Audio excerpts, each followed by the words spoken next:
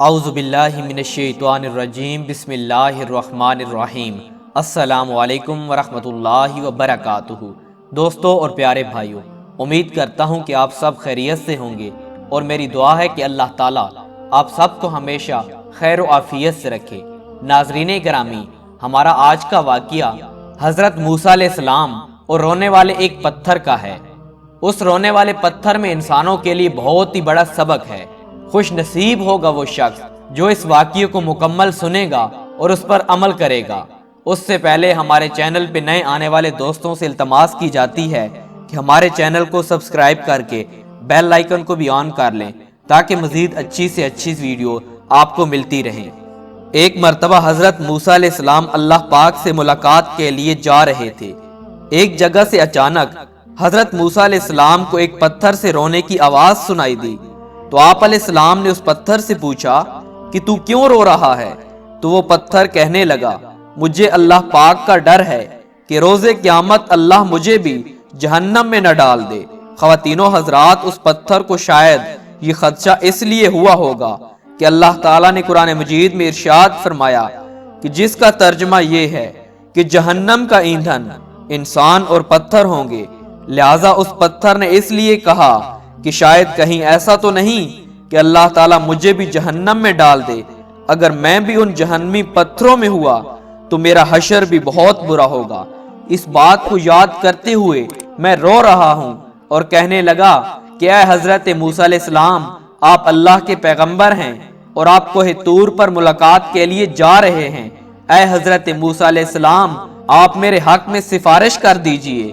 حضرت موسیٰ علیہ السلام نے اسے تسلی دی اور کہا کہ میں اس وقت اللہ تعالیٰ سے ملاقات کے لیے جا رہا ہوں اور اللہ تعالیٰ سے دعا کر کے تمہاری بخشش کروا دوں گا۔ حضرت موسیٰ علیہ السلام کوہ طور پر پہنچے اور اللہ تعالیٰ سے باتیں کرنے لگے۔ ان باتوں کے خیال میں حضرت موسیٰ علیہ السلام اس پتھر کو بھول گئے۔ خواتین و حضرات، اب دیکھیے اللہ تعالیٰ کی رحمت کہ جب حضرت موسیٰ علیہ السلام واپس آنے لگے تو اللہ تعالیٰ نے فرمایا، اے موسیٰ، تم اس پتھر کو بھول گئے، کیا تم نے اس سے سفارش کا وعدہ نہیں کیا تھا؟ حضرت موسیٰ علیہ السلام نے عرض کی، اے اللہ، واقعتاً میں بھول گیا ہوں، آپ ہر بات جانتے اور سنتے ہیں۔ اللہ تعالیٰ نے حضرت موسیٰ علیہ السلام سے فرمایا کہ جاؤ اسے کہہ دو کہ ہم نے اس کی مغفرت کر دی اور اس پتھر کو بخش دیا، اور اسے بتا دو کہ دیگر پتھروں کے ساتھ اس کو جہنم میں داخل نہیں کیا جائے گا۔ حضرت موسیٰ علیہ السلام جلدی جلدی واپس آئے، اس پتھر کو خوشخبری سنائی اور چل دیے۔ کچھ دن بعد پھر حضرت موسیٰ علیہ السلام کو کوہ طور پر جانا تھا۔ آپ علیہ السلام اسی رستے سے جا رہے تھے کہ آپ نے دیکھا کہ وہ پتھر پھر بھی رو رہا ہے۔ تو حضرت موسیٰ علیہ السلام اس پتھر سے کہنے لگے کہ میں نے تو تمہیں خوشخبری سنا دی تھی اور اللہ تعالیٰ کا پیغام سنا دیا تھا کہ اللہ تعالیٰ نے تمہیں بخش دیا ہے، تو پھر اب رونے کی کیا وجہ ہے؟ تو وہ پتھر کہنے لگا، اس وقت اللہ کے خوف کی وجہ سے رو رہا تھا، اور آج اللہ تعالیٰ کی محبت میں رو رہا ہوں، کیونکہ جس اللہ نے مجھے یہ نعمت عطا فرمائی ہے، کیا اس کی محبت میں مجھے رونا بھی نہیں چاہیے؟ اللہ اکبر، اللہ اکبر۔ خواتین و حضرات، ہم کتنی نعمتیں حاصل کرتے ہیں، کیا کبھی اپنے رب کی محبت اپنے دل میں سمائی ہے؟ اللہ تعالیٰ کے حکم کے مطابق زندگی گزارنے کا کوئی جذبہ پیدا ہوا؟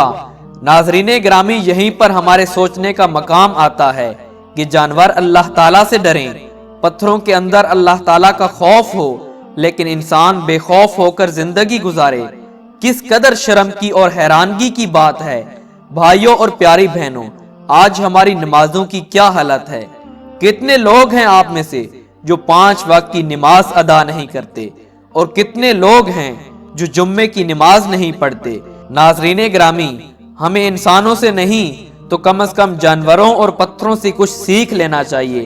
اللہ پاک ہم سب کی مغفرت فرمائے، اور اللہ تعالی ہم سب کو نیک اعمال کرنے کی توفیق عطا فرمائے، اور ہمارے گناہوں کو بخش دے، ہمارے رزق میں برکت ڈال دے۔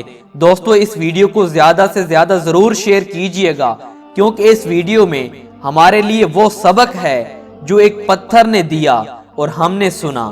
دوستو، ویڈیو پسند آئے تو ویڈیو کو لائک بھی کیجئے گا اور شیئر بھی کیجئے گا۔ جزاک اللہ۔